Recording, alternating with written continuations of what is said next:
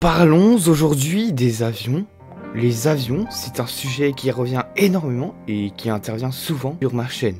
Alors aujourd'hui, on est parti pour découvrir et apprendre tout de l'avion. Nous allons aborder plein de thèmes autour de ce véhicule aérien et répondre ainsi à nos questions, à vos questions que vous vous posez certainement.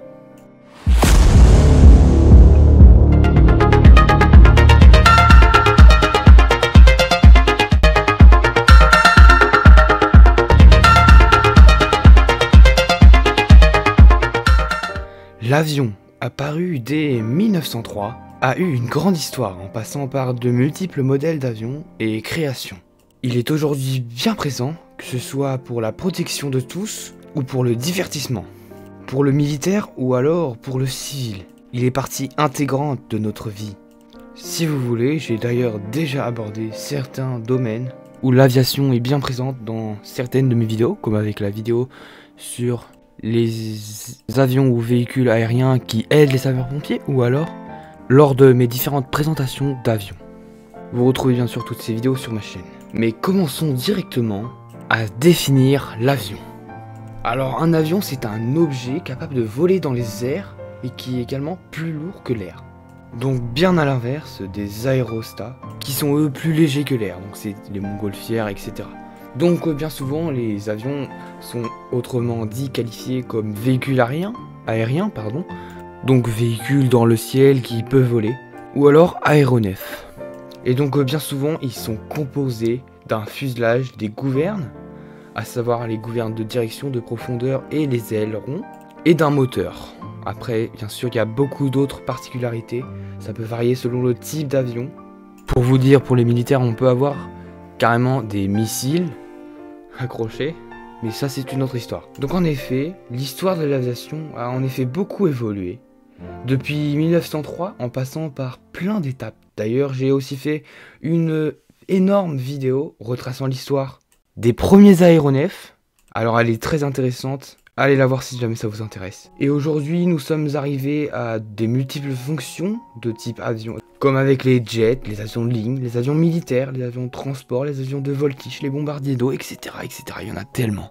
Tant d'années pour tant d'évolutions, c'est tout simplement incroyable pour l'aéronautique et pour l'avion, l'histoire de l'avion. Donc pour bien comprendre la base de l'avion et comment cela fonctionne, je vais vous donner nous allons prendre l'exemple d'un petit schéma d'un avion de ligne pour bien comprendre et apprendre le vocabulaire et ainsi apprendre à quoi servent chacune des parties de l'avion. Alors, on est parti direct avec ce petit schéma. Alors, si vous voulez bien, on commence par l'avant et à gauche du véhicule aérien, donc de l'avion de ligne. Il est très très joli d'ailleurs. On commence avec le poste de pilotage, donc autrement dit le cockpit que certainement vous connaissez beaucoup, présent sur beaucoup d'avions. C'est d'ici qu'on commande et qu'on pilote l'avion. Ensuite, juste en dessous, on retrouve une roue. C'est en fait le train d'atterrissage qui est sorti lors du roulage par exemple sur la piste d'atterrissage ou sur les points de stationnement ou pour le décollage ou l'atterrissage en fait. En fait il peut se rentrer lors du vol. Alors là il y a une petite erreur sur le schéma parce qu'il n'y a pas une seule roue juste à l'avant parce qu'il n'y a jamais eu d'une seule roue comme ça. Elle peut bien souvent sur ce type d'avion là, elle est située juste en dessous des deux ailes. Bien sûr certains avions ne sont pas obligés d'avoir tous des train d'atterrissage en roue, ils peuvent les avoir en ski pour ceux qui décollent sur des pistes enneigées, sur des pistes de neige, ou alors pour les hydravions avec des flotteurs, ou comme avec les bombardiers d'eau par exemple qui peuvent avoir des flotteurs, mais ils ont également le train d'atterrissage roue. Donc ensuite bien évidemment sur un avion de ligne on retrouve la porte d'embarquement. On trouve également d'ailleurs de toute façon les issues de secours et les différentes portes qu'il y a tout le long du fuselage. Et alors le fuselage justement, qu'est-ce que c'est? C'est la longue partie tout au milieu que l'on retrouve sur l'avion. De chaque côté bien sûr c'est les ailes. Ensuite on retrouve le bec, donc le bord d'attaque, qui est juste à l'avant. Et à l'arrière c'est pas indiqué mais c'est le bord de fuite. À l'arrière de l'aile d'ailleurs on peut également retrouver les volets qui sont sortis pour que l'avion puisse parcourir une grande distance avec peu de vitesse. Il est souvent servi lors de l'atterrissage et lors du décollage en fait. Ici on n'a pas, mais il y a également les spoilers, qui sont des aérofreins, qui permettent de freiner l'avion dès l'atterrissage. assez utile. Donc on retrouve également les ailerons qui permettent tout simplement de faire tourner l'avion sur l'axe roulis. Et les extrémités d'ailes, plus communément appelées ou aussi en anglais winglet, qui servent tout simplement à restabiliser l'avion, parce que dans les airs il y a ce qu'on appelle les tourbillons marginaux, qui sont en fait créés par l'avion, puisqu'en fait l'avion va faire créer un phénomène de dépression et de surpression au-dessus de l'aile et en dessous de l'aile, qui va faire porter l'avion vers le haut. Et en bout d'aile, ces deux trucs, donc la dépression et la surpression, vont se rejoindre et former des tourbillons. C'est pour ça qu'on place des winglets, donc des extrémités d'aile, qui permettent de restabiliser un peu plus l'avion. Ensuite, on arrive vers l'arrière de l'avion. Avant, ouais, on a oublié les moteurs, bien évidemment, qui peuvent varier beaucoup, on verra ça plus tard dans la vidéo, mais qui sont également un élément principal très utile, bien sûr. Et à l'arrière, du coup, on retrouve l'emprenage. Donc, l'emprenage, c'est toute la partie arrière qui comprend les gouvernes de profondeur et les gouvernes de direction. Et la gouverne de direction, pardon. Donc pour commencer, on va commencer avec la gouverne de profondeur, qui sert tout simplement à gérer la profondeur de l'avion, à gérer l'altitude de l'avion, s'il veut piquer ou cabrer, par exemple. Et la gouverne de direction placée sur la dérive. Donc bien sûr, il y a plusieurs également types d'emprenage. Par exemple, emprenage en V, emprenage en T, emprenage classique, etc. Emprenage double, emprenage biplan. On a beaucoup, pareil, qui varient avec des fonctions différentes, comme avec les ailes d'ailleurs, parce qu'on a des ailes avec un dièdre négatif ou positif. Là, on a la flèche, on a l'emplanture, on a plusieurs types de caractéristiques pour les ailes aussi, qui ont différentes fonctionnalités pour chacune. Donc voilà un peu pour tout ça. Vous connaissez à présent plein de vocabulaire de l'avion, et on va passer à la suite. Donc les avions de ligne, donc les avions civils, comme tous les avions, ont évolué, par exemple, avec l'empreinte sonore au fil du temps. Par exemple, on peut voir qu'aujourd'hui, avec notre moteur LEAP, on a une empreinte sonore d'environ 5 km², qui est très peu comparé aux anciens moteurs, enfin qui sont quand même encore sur le marché, qui sont encore en fonctionnement pour certains. Donc le CFM 56, le fameux, qui a une empreinte sonore d'environ 25 km². Quant au moteur JT8D, que je ne connaissais pas avant de faire cette vidéo, qui date des années 70, qui était quand même assez vieux, avait une empreinte de 95 km², qui est assez énorme tout simplement, parce que franchement, regardez-moi la place que ça prend comparé à aujourd'hui. C'était assez un grand changement ça. Et ça a du bon de faire ça franchement. Au fil du temps, nous avons réussi également à réduire le nombre d'accidents en fonction du nombre de vols. Car oui, les nombres de vols en avion ont considérablement vraiment augmenté, quant au nombre d'accidents ont vraiment diminué. Ce qui n'est bien sûr pas négligeable pour l'aéronautique et pour l'avion. Alors sur cet autre graphique, on nous montre le taux d'accident en fonction de l'étape du vol. Par exemple, on peut voir qu'il y a très peu de pourcentage d'accidents sur le parking, sur le remorquage. Tandis qu'à l'atterrissage, on peut remarquer qu'il y a vraiment énormément d'accidents. Donc des pertes non fatales, mais par exemple des accidents mortels, il y en a le plus lors de l'approche. Ça reste quand même l'atterrissage qui est en tout globalement le plus mortel. Enfin le plus accident. Et ça se comprend franchement, c'est la plus dure manœuvre je pense de l'avion. Vous avez qu'à essayer sur simulateur, vous verrez bien. La difficulté n'est pas la même que pour décoller. Maintenant que je vous ai fourni des chiffres et des idées de l'évolution, je vais vous parler des moteurs. Car oui, tout à l'heure, je vous ai un peu parlé de LEAP et de CFM 56. Sauf que peut-être que vous n'y connaissez rien du tout et peut-être que vous n'avez rien compris ce que je vous ai raconté. Alors c'est pour ça que je vais vous raconter les moteurs. Donc par exemple, tout à l'heure, je vous ai parlé du LEAP, comme je viens de vous dire. Donc alors, le moteur LEAP, c'est quoi? En fait, c'est un moteur, le moteur le plus récent.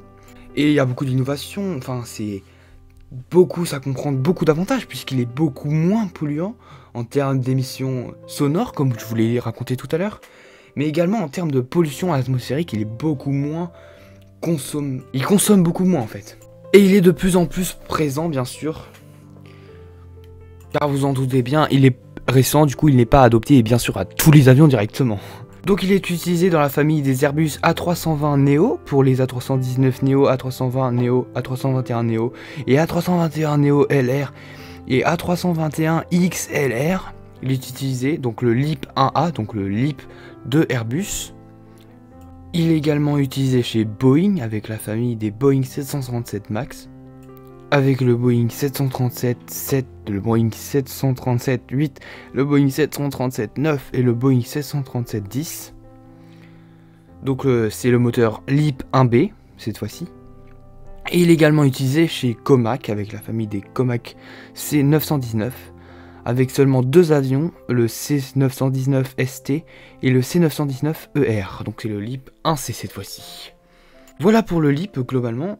Tout à l'heure je vous ai également parlé du moteur CFM56, qui était le plus connu et le plus présent, avant le LEAP bien sûr, mais il consomme un tout petit peu plus que le LEAP, mais ça reste assez bien en termes de consommation. Enfin, consommation je dirais pas par là, mais sonore, en tout cas atmosphère sonore. Oui, il est plus il pollue plus en termes de sonorité.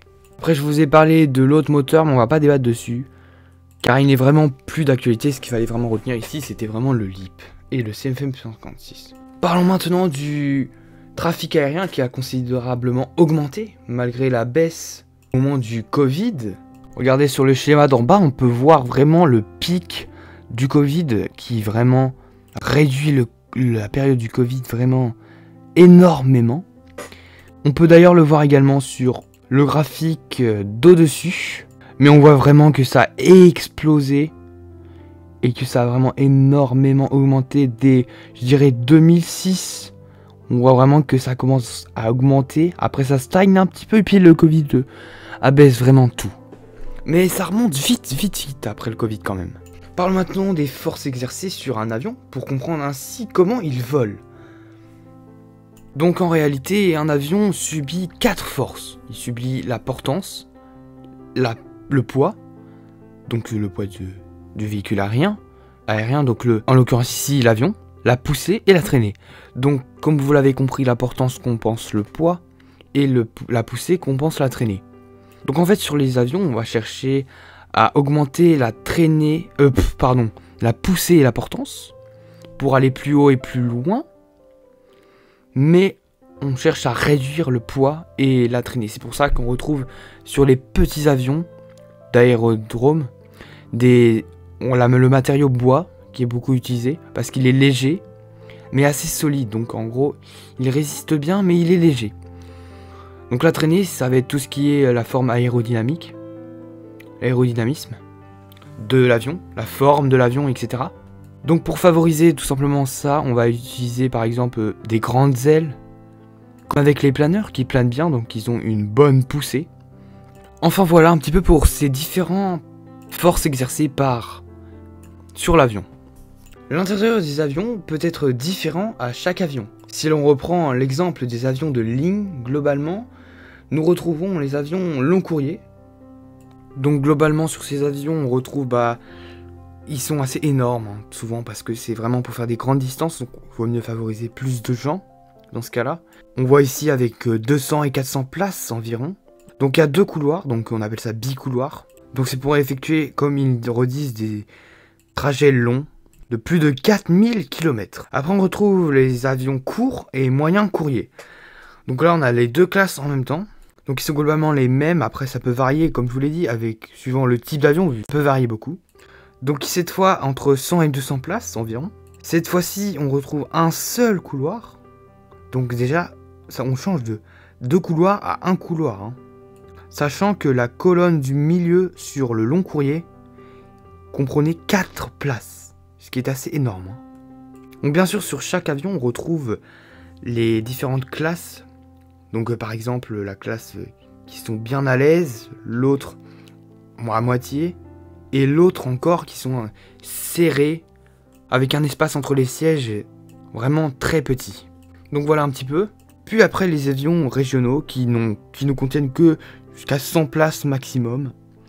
Bien sûr il y a un seul couloir, donc monocouloir, et là, similaire avec le type d'avion que j'ai pris d'ailleurs, on a 3 places d'un côté, 2 places de l'autre, et on a seulement 2 classes, donc en fait on a la classe juste à gauche de nous qui qui contient seulement 12 fauteuils. Puis dès à droite, on a, je vais pas m'amuser à compter, mais on a plusieurs sièges. Donc c'est beaucoup plus petit que l'autre, que les 3 autres. Enfin voilà, pour ces 3 types de avions de ligne.